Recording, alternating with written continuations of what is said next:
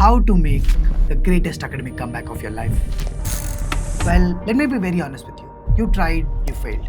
You tried again, you failed again. You cried, you had panic attacks, and you were stressed and worried about the goals that you have. In fact, you kept failing the entire year. And then you finally bend.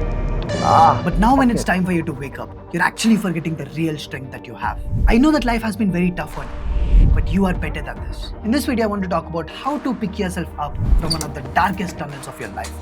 Because my dear brothers and sisters, this is the time for you to shine. And let me show you the path towards your success.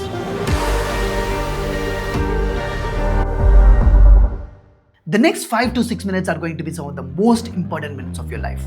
So I'd request you to listen to this carefully. In fact, probably stop doing everything else that you're doing right now and just listen to this. First things first, you need to believe in yourself that you can do it.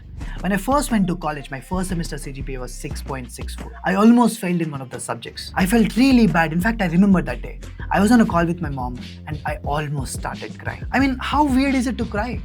I mean, it's okay, it's normal. But that was the day, that was the moment which changed me as a person.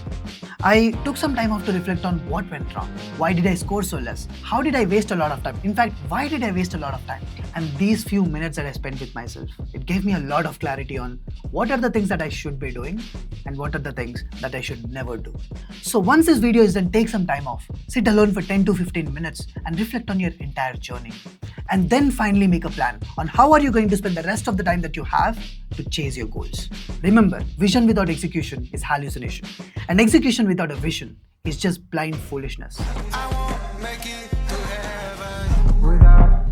Now, setting a goal and making a plan is done, but it's just a beginning.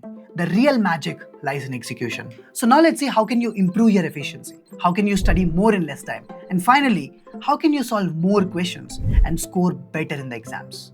Now, to explain this well, I need to tell you a story.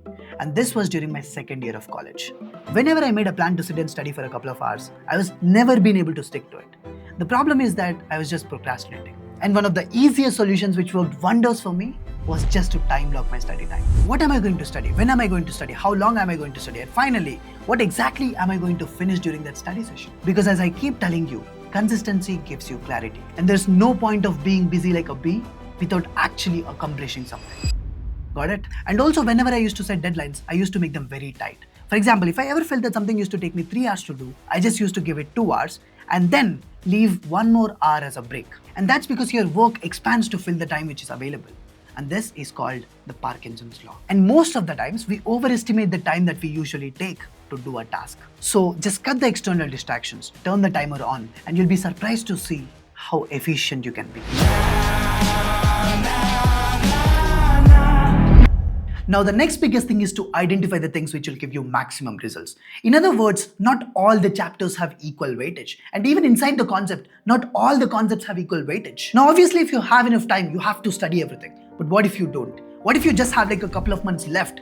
Then you need to prioritize everything that you'll be doing. So probably start with the chapters which are easy and also have like a lot of weightage. Look at the previous year questions. Try to reverse engineer to find out the most important concepts of the chapters. See, these things are basics, but I'm here to remind you today that you have the potential. It's just that you didn't use it well. But now it's time to get back and show the world who you really are. And then one of the biggest problems that I used to face is that I used to understand the concepts well, but I didn't know how to solve the questions. And that's because I didn't understand that you get good at solving questions by solving questions. You read the theory, you understand the concept, but then you also need to practice. The more that you practice, the better that you'll understand the concept. And the better that you understand the concept, the better and faster that you'll be able to solve questions. So this is a cycle of reading, and then solving again. And if you try to bypass this circle, you won't be able to do much in the exam. During this entire process of trying to pick yourself up, you need to take care of yourself. Because if you don't eat like a sportsman, if you don't sleep like a sportsman, you won't be able to perform like a sportsman in the exam. I mean, I can keep talking about a lot of strategies, a lot of techniques, but you need something else right now. What you need is the belief that you can do it. What you need is a proper schedule and the discipline to stick to the plan that you have made. Trust me with this, the biggest comebacks usually come after hitting the rock bottom.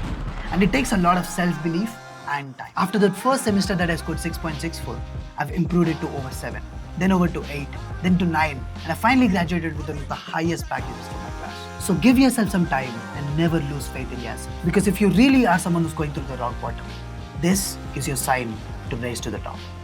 All the best. You can run, but can't escape your mind.